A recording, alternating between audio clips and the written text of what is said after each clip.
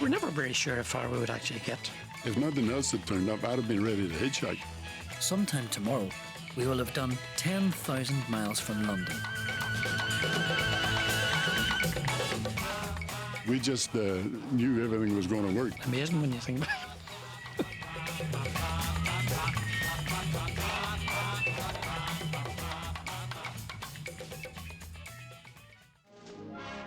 This car was awarded the Dewar Trophy in 1960 for the most outstanding British technical achievement in automobile design.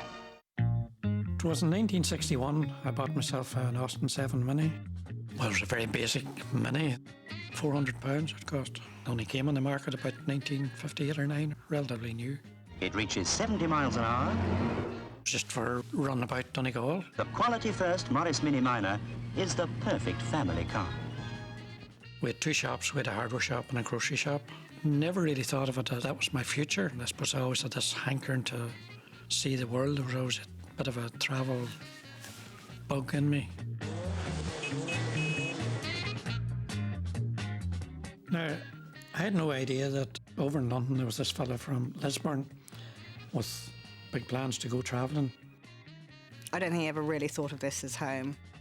He went to London and I think did his chartered surveying exams. Even jam-packed London's no real problem. You thread your way through the traffic with complete ease. And he realised there was a big world out there and he wanted to go and be part of that.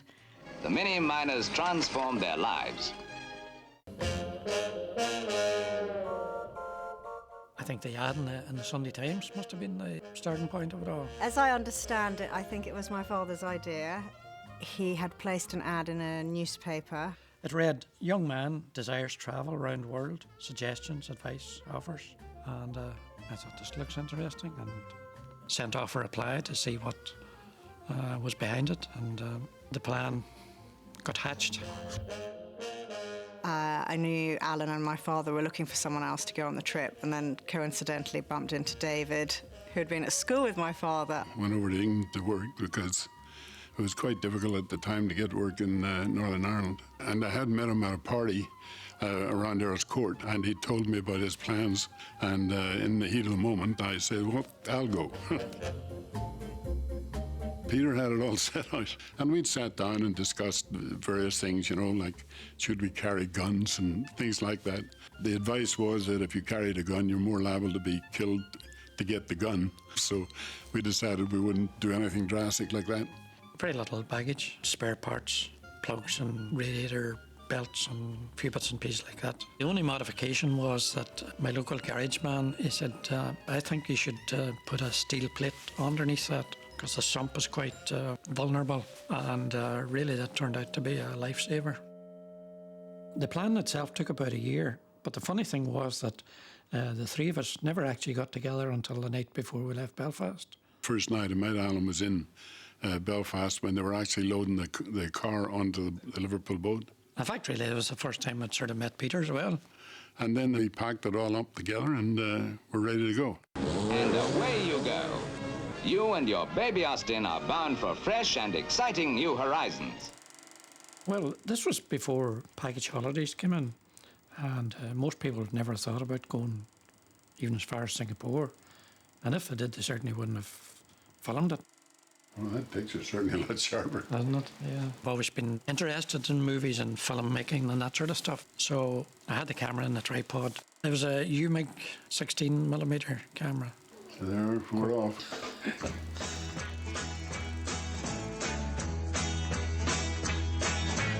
Mini, mini, mini.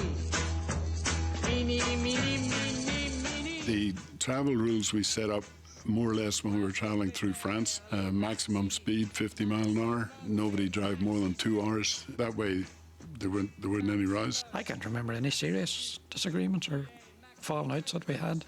Amazing when you think back. There's so much of adventure, really, and we were looking forward to it. We just knew everything was going to work. Peter adopted all the cooking. Dave was a mechanic. He knew about cars. And Alan did the photography and the paperwork. I think I also ended up as sort of treasurer, or there wasn't a lot of money involved in it. But yeah, we seemed to adopt those roles quite naturally. And camping, 3 of us living in a tent.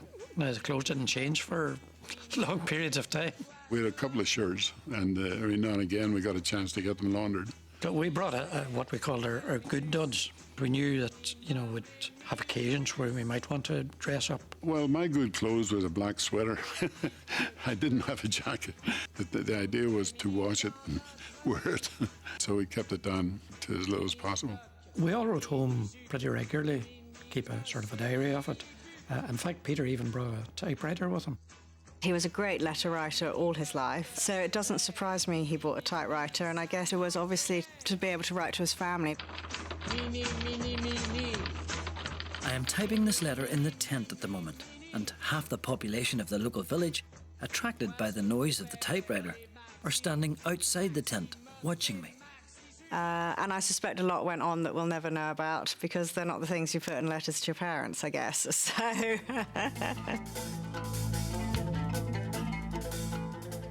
The thought about Europe is we'll always have an opportunity to visit that again, but we will very unlikely have a chance to see the Middle East again, or possibly places like Iraq and Persia.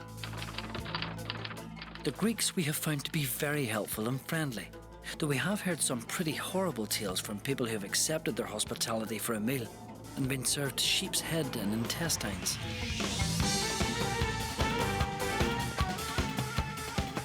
Istanbul was a shock to the system in a way. It was a fascinating city. Sounds, smells, spices, and The level of poverty, and unfortunately that was just the start of it. I would say that was the no turning back point. I suppose we really thought this is a journey starting now. We're really getting going now and seeing a different world.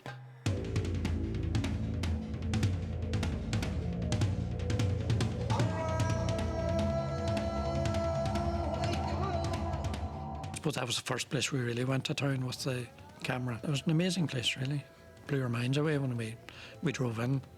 And these rocks have been eroded by the wind, and I think it's all natural formations, cones, and the people have carved out the homes out of them. It was like a haze of dust about 12 inches thick on the ground all over, and it had a kind of a Disney-like feel to me. We have found things getting cheaper the further east we come, and have only spent £25 for the last 10 days. Food is very cheap, and petrol is 3 shillings a gallon. And as we only buy food and petrol, we are spending very little.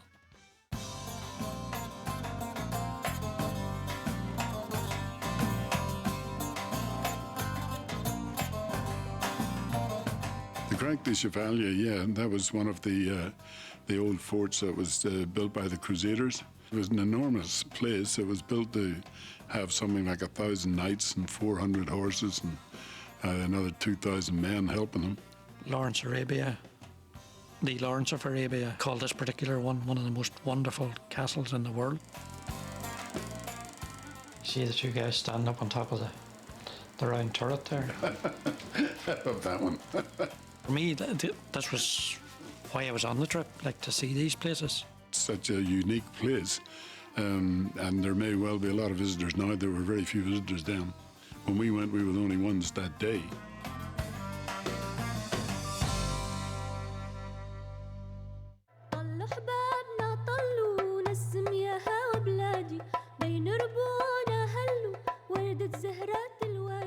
Massive big temple. Basically, the only remains are, I think, 6 columns, but they're about 150 feet high. And how they were erected them or got these big stones up on top is just amazing. I mean, even now it would be a major job trying to move it. Can be done now with all kinds of mechanical things, but they wonder how they did it then with just basically human labour. There was one in particular was, it must have been 150 feet long or something. I wanted to get something of the scale of it, so I got Peter to run up to the top of it. And of course, when he was standing there, all the tourists, all the cameras were trained on Peter standing up, doing his Lawrence of Arabia, I think, at the top of this big stone.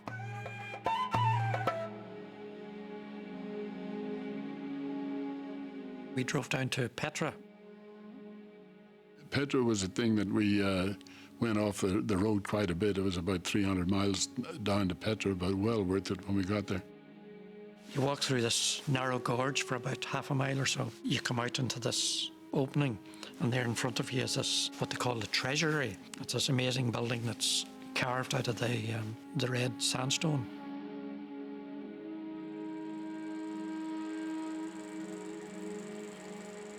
It was very hot there. Oh, yeah. Did you ever find out why they did it? I think a lot of them were tombs. And then there was a whole valley with hundreds of these carved buildings. Columns and entrances and all, and carved out of solid rock with nothing behind it. What was the real thinking behind it? Was it to fool somebody? It's very hard to understand just why that a tremendous amount of effort was put into that.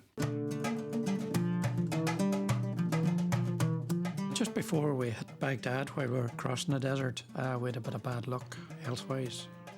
I felt very woozy, had to stop a few times.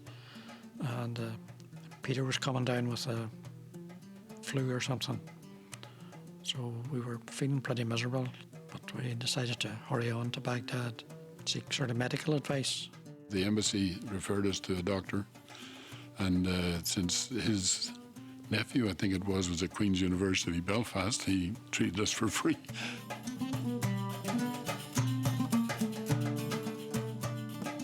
Well, it just so happened there was a girl from back home working in the British Embassy. Marcia Finlay was her name. We met Marcia at the local embassy. She was from Ballyclare, and she arranged for us to go to a nightclub, and we had a right old night out. The way it was in Baghdad at that time, all the British people, they weren't allowed basically to tour around Baghdad. They had to stay very much in their own homes and one or two clubs that they could go to. Their answer to that was to run a series of parties, so their whole life was partying, one night after the other. And after a while, I think that got a little bit hard. So bringing a couple of new people in, I think, kind of brightened things up for a day or two for them. Turned out we had a good time in Baghdad. Until we decided, well, we better press on. It had a revolution, I think, a year or two before that, but we discovered sort of a week after we left that local guy, Qasim was overthrown by a very young Saddam Hussein. So I think we just got out in time, basically.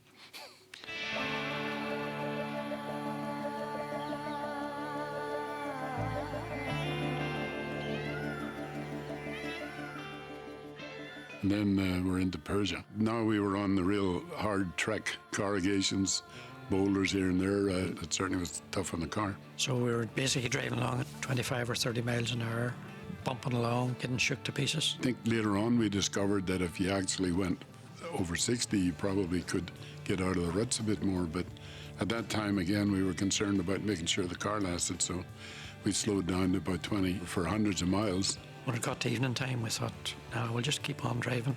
And did about 800 miles in something over 30 hours. And it was during that trip that we heard this sort of knocking sound. So we stopped to investigate. The engine mount on one side broke right through, cracked. And that meant that the engine dropped, as it happened, onto the base plate that we'd put on to protect the sump. Found a piece of wood that we managed to jack the engine back up into position and then hold it in place by putting a wedge under the engine between that and the steel plate. Well, initially we used cardboard because we didn't have any wood. We just had like cardboard boxes and things, and we tore off various bits. We then drove about something like another 200 miles on corrugations and about 600 on pavement before we could get it fixed. We drove for the next 400 miles and saw nobody, met nobody. To get to Pakistan, you have to cross the state of Baluchistan. They say here that when God made the world, Baluchistan was made with the bits that were left over, and a more desolate or God-forsaken hole it would be hard to imagine.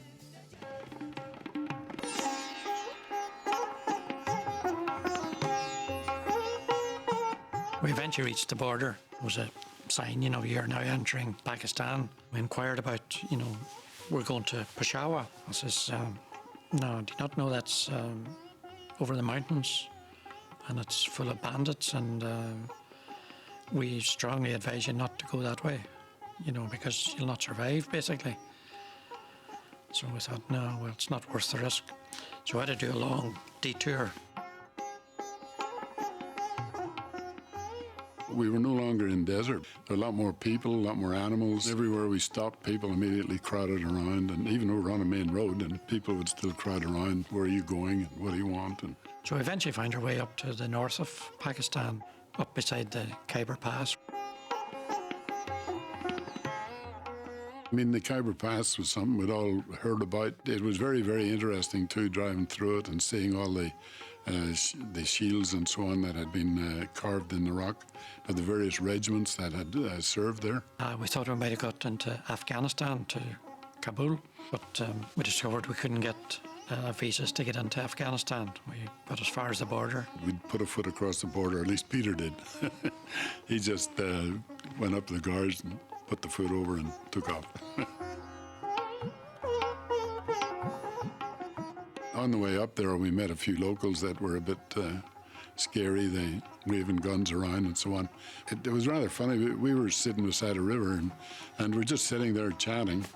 And the bus turns up, and the bus is bristling with people, and this half-dozen guys get off it, all armed to the teeth, and start coming across a bridge toward us. So we were going to say, oh, what's going on here? And then they all stood up, raised their rifles and their guns and whatever, but actually then we discovered they're posing for the camera. Thank you very much.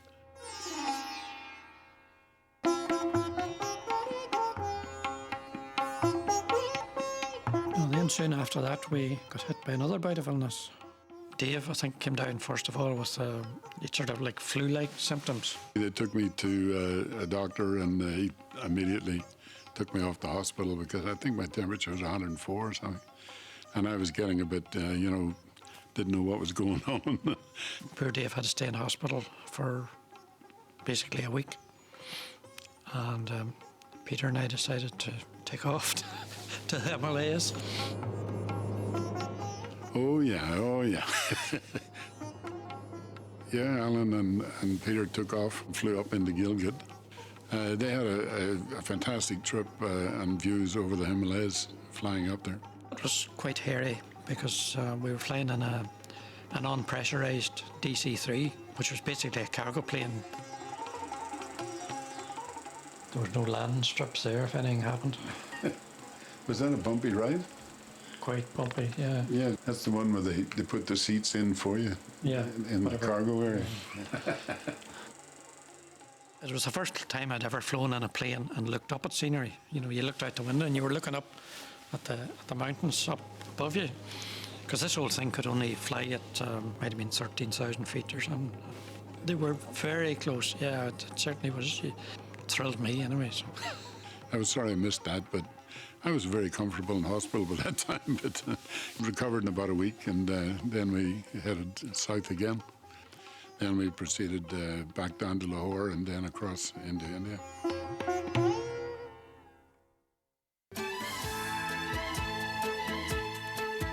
अरे जाने कैसे कब कहाँ इकरार हो गया. That was basically the main road, what they call the Grand Trunk Road. You had this strip of tarmac, and then you had sort of two bits of sand on either side. The bullock carts and the camels and all, they went on the sandy bit, and the big trucks and lorries, and they stuck to the centre tarmac. And the trucks would come barreling down the centre, and somebody had to move. But I mean, we couldn't argue with a big truck. We had to get off. Very busy, very noisy and busy. And There's so much going on all around you. There's such a very large population. there's just crowds everywhere. Everywhere you look, there's something of interest.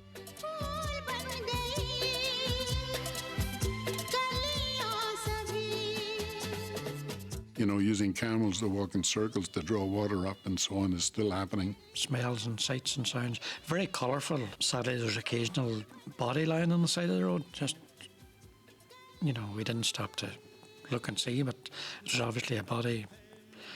Life seemed to be pretty cheap. Going into Delhi, it's just a beautiful city. It's very well laid out, big, wide roads and malls leading up to major buildings. It's not your typical Indian architecture. Big modern city.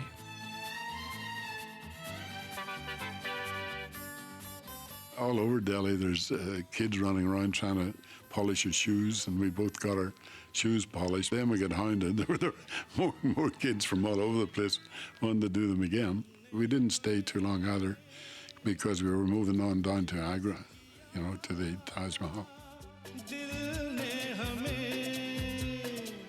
The Taj Mahal is definitely more or less the star of the trip. That was certainly one of the places that certainly lived up to expectations.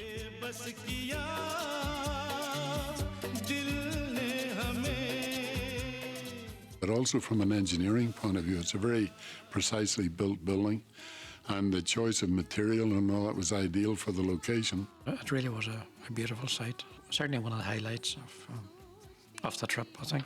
We went to Benares, and I've never been more horrified and fascinated. They burn their dead along the banks and scatter the ashes into the river. There are literally hundreds of beggars, cripples, people with leprosy, smallpox, and deformed limbs.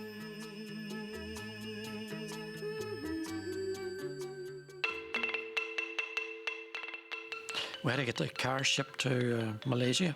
We had looked at the possibility of trying the Burma Road, but all the reports were that that was pretty well impossible. So there was a tour of shipping agents.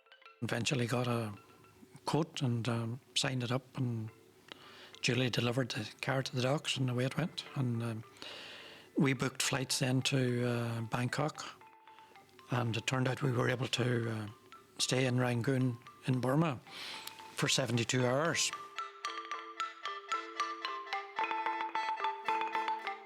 Yeah, well, Rangoon was very hot and sticky. We were boarding in the local YMCA under mosquito nets, not that they were any great help. But it was a very beautiful country. We flew from Rangoon into Bangkok.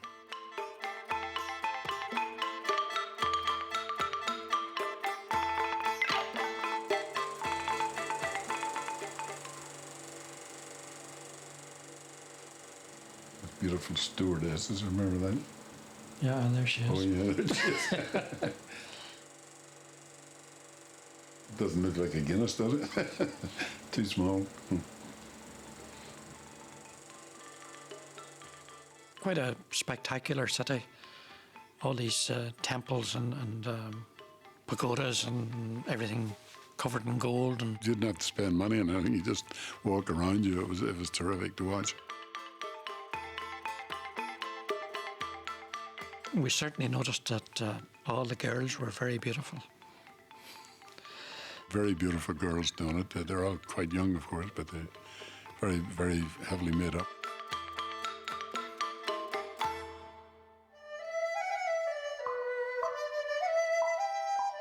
To get to Malaya was a little bit of a problem, but we decided to go by train. The train only went to the border with Malaya. We rented a cab to go to Penang, which is about 100 miles. So we found Penang to be paradise, just palm-fringed beach, golden sand, palm trees, warm sea. It's just beautiful.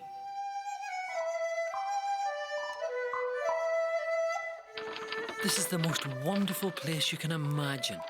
You can lie on the beach drinking coconut milk, and the island is completely unspoilt. If you had a house here, you could just forget the rest of the world. But say the boat arrived and the boat was unloaded and we piled in and off we went. Then the ride from there to Singapore is where we saw some Malay girls who were running around the trees collecting rubber. They just cut a track around the tree and put a little cup and the rubber flows down into the cup. But they were very shy about being photographed, so they kept running around behind the tree, and Alan would go the other way. And it turned out to be very funny looking at them chasing them around the trees.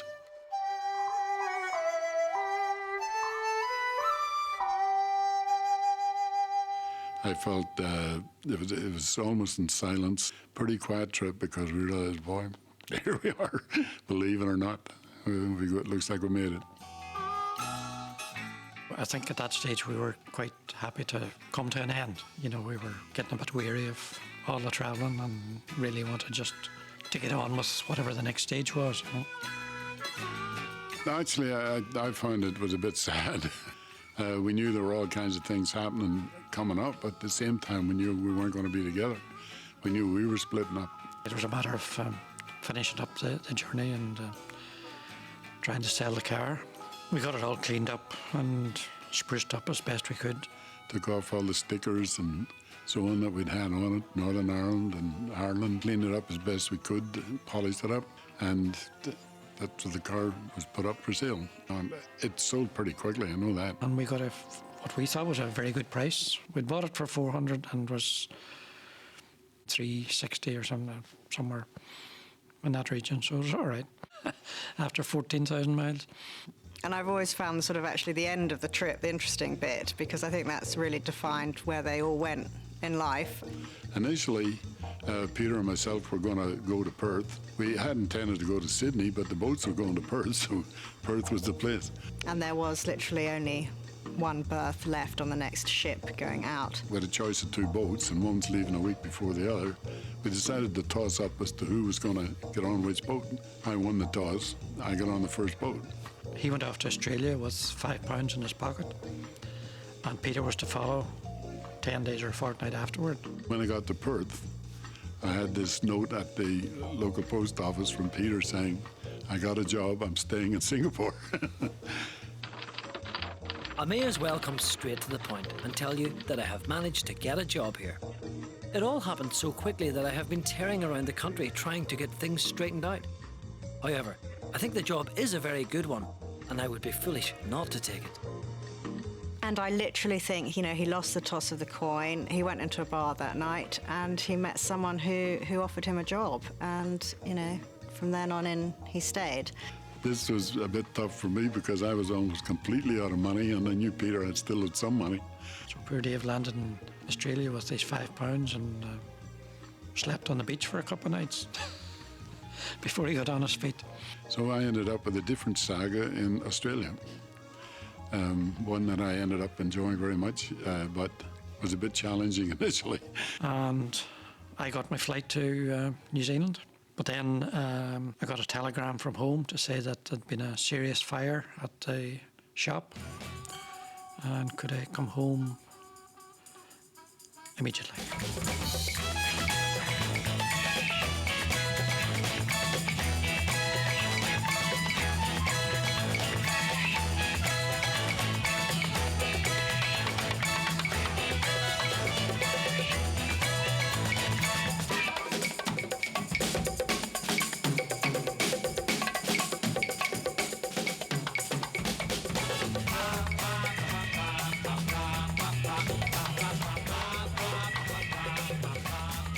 I think it made me appreciate how much I had and that we do have in the Western world. I think it was life-changing because it got him out of Northern Ireland. I think it gave him a life he might not have expected he would have had. He was a very sort of high-profile part of the expatriate community in Singapore. It was special, very special for me. It was a lot of luck, but then what's luck, yeah? You know, you can make your own if you work hard enough.